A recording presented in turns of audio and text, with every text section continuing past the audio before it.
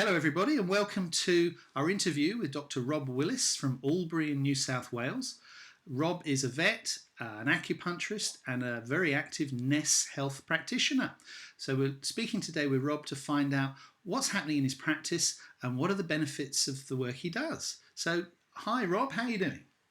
Hey Cyril, good, thanks. How are you? Very good indeed, thank you. So thanks for joining us today. And really, today we'd love to find out how you're benefiting from the use of Ness and your clients, and what sort of journey has it been for you? It's been fantastic for me and for my practice, and I think what probably started off 12 to 16 months ago, getting this to begin with and just seeing how it would best be applied in practice. Advance it sort of 16 months from there, and basically now using this with all my treatments. I just find the information that it provides is fantastic. Firstly, I think as a vet especially, we like to have measurements for the different things we do, be it blood tests or x-rays or ultrasounds, and anything diagnostic we have for our patients, which essentially are unable to talk to us. It's just a blessing to have something that can provide this level of information, especially for someone that practices holistically, or what would you say? Practices with energy medicine to have accurate readings on things like meridians and derivations for applications to nutrition and problems in animals' environment that might be affecting itself. They're all things that without Ness you just wouldn't have a hope of ever knowing. You just would never get the information. So yeah, it's brilliant. Have you found that that's materialised in, shall we say, results for clients? Yeah, definitely. I mean, we're probably a good example would be we've started remote scanning for clients, so we're getting scans coming in from all over the place now. We've got a couple of practitioners in Melbourne that send us scans on their clients from down there. And there was one little dog, for example, that had a little bit of a low-grade upset stomach for a while. I think he was only 5 years old and he had his problems for maybe 2 or 3 years. And it wasn't enough that caused him to lose weight or have the owners, concerned that they were going to lose him or anything like that, but just enough that he'd be on and off his food. He may have diarrhea here and there, things like that. And they had done sort of the mainstream treatments and fecal testing and worming and this, that and the other, and no result. And it was interesting because his NET scan was basically very clear, even through the digestive system. To my surprise, was quite clear. And it just, in the environmental panel, it showed up with, in the environmental toxins, it showed up water-based pollutants, which one of them is chlorine. So given the rest of the scan was quite clear, I just said to his owner, look, can we just try, I said, I know it might seem a little bit different for you, but just to try providing filtered water for him rather than tap water. And she sort of laughed and she said, well, that's easy because we're drinking that anyway. So she did that and rang me back a week later. She said it took about 3 or 4 days, and she said his feces are much better, more consistent, and sent me an email a couple of weeks after that to say that basically what had been there for 2 or 3 years she hadn't seen since. So we don't know 100% what it was, but my presumption is it was the chlorine in the water, wasn't to his belly's liking. And so, you get little things like that that are really important for people and make big differences. So, yeah, you see the results firsthand, and obviously the owners and the clients are seeing them because the word spreads, and for every sort of one you treat and do, there's another couple coming your way for more treatment. So, yeah, it's been great. Wonderful. So that was in the environmental screens of the Ness system, and it was able Yeah. to give you a clue as to where that could be improved. Did the animal receive any infoceuticals or My Health treatment in that period? I did the My Health from the scan, just from the ER screen. So I did go through and wouldn't be sure what they were, but sort of your top maybe 6 priorities. And from memory, they weren't particularly related to gut or anything like that. I just worked my way through them, and all the EDs, maybe the highest priority was a yellow type thing, and it was fairly consistent through the scan that there wasn't much in the way of oranges or reds in general. And I thought, gee, it doesn't look too bad here. It was quite a clear scan, and but the water-based pollutants was red, so it was like, well, let's just try it. It seems to be the main priority that ProVision's finding, so let's just go for it. And it sorted him straight away, so no infoceuticals in that one. Super. So you open the energy pathways with the ERs from the My Health, Yeah, yeah. and then by them adhering to your suggestions based on what you're seeing in the scan, they've resolved the animal. Isn't that wonderful? Yeah, the environmental scene is really accurate in animals, especially smoke comes up a lot, and I find smoke, I've had horses where, especially stable hand strappers, people that handle the horses, maybe farriers, a lot of farriers will be shooing the horse and doing a front leg, and at the same time they've got a cigarette hanging out the corner of the mouth, and horses' respiratory systems are very sensitive to smoke in particular, and it will show up on their scans, and it will affect performance at a high level. So I find the smoke will show up, tobacco smoke, if people are burning off in paddocks around open fireplaces for little dogs inside houses. They're sort of old style now. There's not so many of them around, but you do get them. They do happen. So it's very accurate and easily correlated when you talk to the owners. The other thing that will actually raise the smoke readings on the animal scans is incense. People that burn incense inside, it will show up on the smoke as well. Ah, okay. So that can add Yeah. to a respiratory problem for the animals that live in that house.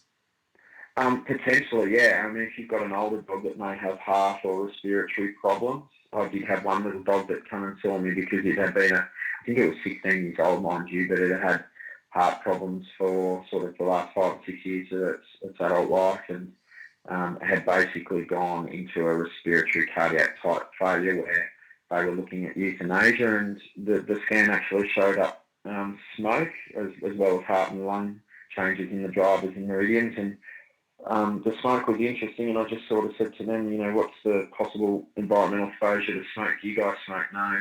Got smoke burning off in the post-pharmacy? No. But it turned out they did have an open fireplace, and the little dog inside was probably just being overwhelmed. So it would have been one that was kind of just being managed at its age anyway with its current heart problems, and obviously just the smoke inside was enough to tip it over the edge. So she basically changed the way they were doing it. I think they stopped using the inside fire and got an alternative heating arrangement, and the little dog actually went really well.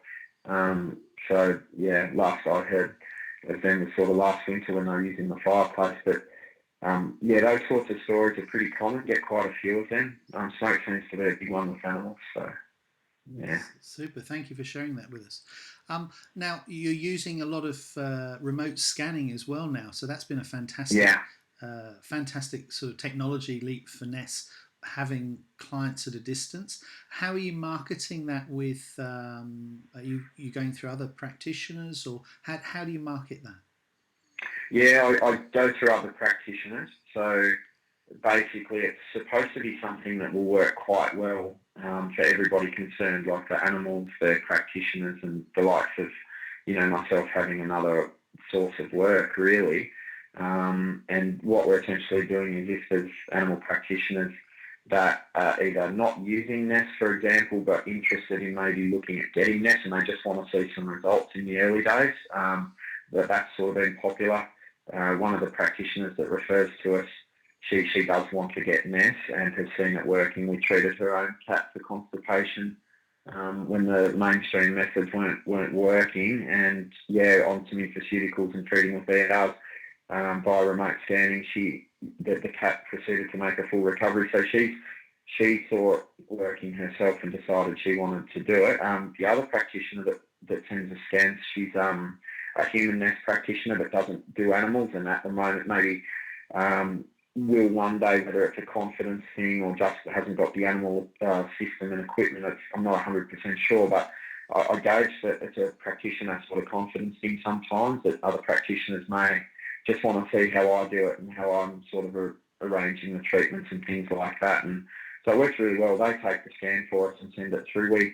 We charge the clients and do a set aside a phone consultation, which will incorporate Ness and also my veterinary knowledge, where I'll advise them that maybe you want to do this or try this as well. And then we actually do what we call a practitioner reimbursement, where we pay them percentage of the scanning sort of cost, or the consultation cost, back to the practitioner at the end of every month, just to effectively, it's a bit of a thank you, but just help sort of compensate them for their time of taking the scans for us. So yeah, it works well.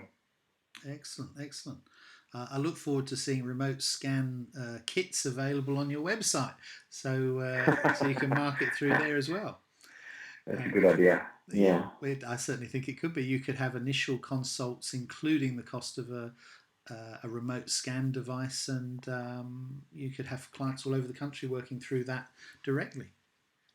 Yeah, I mean, that's the ultimate idea, that you'd really remote scanning, would be something clients themselves would buy the scanner so that they can send you the scans. If they've got a My Health, they can deliver the ER treatment. As I explain to a lot of my clients, the ER screen for me, I explain it as needleless acupuncture, which they seem to just get straight away. And that would be ideal at the moment. It's more a practitioner assistance, and I don't really mind. It's enjoyable doing them, and the clients seem to get a lot out of it. And the practitioners seem to, enjoy the correspondence with kind of having a vet that's overseeing the treatments and things as well, because they may not be necessarily vets that are sending the scans. Sometimes they're, say, osteopaths or chiros or practicing a different, holistic modality. So they kind of like the idea of having a vet overseeing what's going on as well. So, yeah, whatever way it sort of suits for people. Excellent. Tell us something about your journey with acupuncture. That was your first sort of maybe direction away from the pure pharmaceutical veterinary work. Yeah. How has that evolved? Are you still using needles with your clients, or are you more selective, or has the My Health overtaken entirely, or are you running a blend of these things at the moment? And how do you see it evolving for the future? Yeah, it's funny. The short answer would be it's a blend. I guess I constantly chop and change what I do, in terms of, if I find something's not working to the extent I would expect it to or like it to, I'll wonder why it's not working, and I'll try different combinations. So some problems with animals I'll still use needles on, some I'll use just for My Health on. Particularly, there's a lot of, say, cats and a lot of little dogs, like, you can almost guarantee any dog under about 7 kilos, like your little poodles and Maltese terriers, chihuahuas, if you can get to the end of an acupuncture needling and have all of your digits still on your hand, you're doing well. So, and I don't really like to muzzle them for acupuncture like a lot of practitioners will do. I just prefer, I think if you're stressing them out that much that they need muzzling with the needles, I think, the My Health's a really nice way to deliver treatment for those sorts of guys. I really like the My Health medically, so if, say, the animal's in for, say, a heart issue or a respiratory issue or a gut-based issue, I'll tend to use more My Health treatment than acupuncture now. But if they're musculoskeletal, as in if the animals have got, say, arthritis or bad hips or, sore backs, things like that, I pretty much always use needles, and I'll generally complement the treatment with the My Health device, sometimes from the ER screen, sometimes just on first principle settings out of the physical or the energy alignment settings and things like that. And I've had a lot of success actually with backs on dachshunds and corgis and little dogs that rupture discs and things, using a combination of needles and the My Health device. So I suppose if you ask me in another 6 months, I might be doing it differently again. But yeah, at the moment I use a combination. I find they work quite well together actually. Yeah. And how easy do you think the transition is for, shall we say, a vet who's doing acupuncture at the moment and Yeah. might be interested to know about the My Health and the software? What advice would you provide to them regarding that? Yeah, look, I think it's for me it was what I was looking for, because it depends what the vet's training is, I guess, and there's different ways you can get into acupuncture as a vet. I did a course called IVAS, which is an American based qualification. It's taught internationally now, but essentially it's very Chinese medicine based, really heavy Chinese medicine, and with the acupuncture as the main application of the Chinese medicine. And then I guess there's short courses and weekends and workshops and things like that. So it really depends on your knowledge of acupuncture. If you're more Chinese medicine based, I think it's perfect, because you're getting accurate measurements on energy patterns in the body, meridians. You can see whether they're blocked, whether they're open, what the distortion levels are. So it's quite, Ness is quite scientific in the way it works. It's really, measuring energy, getting a what would you call it, like a quantitative analysis on energy. So it takes a lot of the guesswork out of acupuncture, particularly for doing it from a like a pure Chinese medicine perspective, it takes all the subjectiveness out and it just becomes an objective treatment, which ideally as a vet and from a scientific sort of mindset, that's what you want to be doing. So look, I think if anyone's practicing acupuncture and either, frustrated with results or, gets good results sometimes and not others, things like that, this Ness is a no-brainer because it just goes, well, here you go, you're probably treating the wrong meridians or pathways anyway. So for me now, knowing what I know and having seen Ness, I don't think that standard acupuncture is a great way to go with treating animals, particularly not medically. I think musculoskeletal is sure, like you're treating for sore joints and stiff joints and arthritis and backs and things like that, because we can combine them with, say, still as vets, at least we can combine them with mainstream arthritic preparations and injections, which complement really well. But certainly for the medical stuff and the ones that aren't responding, I really think there may be a lot of opportunities being missed to treat animals successfully by not having this, that's for sure. Super. Are you looking at bringing on other staff to use the Ness system for you to oversee as like a layer of almost therapists? Is that something that's likely to occur? Yeah, well, I mean, ultimately, I opened up a human clinic to treat people just in Ness practice to start of March this year. So at the moment, that's 1 day a week, and I'm hoping to build that to be a sort of 5 day a week practice. So that's the ultimate plan, to have other human Ness practitioners in there the other 4 days a week and just oversee things. I would maybe like eventually to be able to look at just treating a couple of days a week rather than the full 5, and potentially overseeing practice and scans coming in remotely, and maybe helping with training with practitioners and things like that. That would be great. But right at this point in time, it's probably more a matter of just getting to work, particularly on the human side of things. But yeah, for sure, it's something that would be good. So, excellent. yeah. So as a vet using this type of technology, you've actually opened a human practice. Now, is this a result of as owners and people referring to you because you're getting results?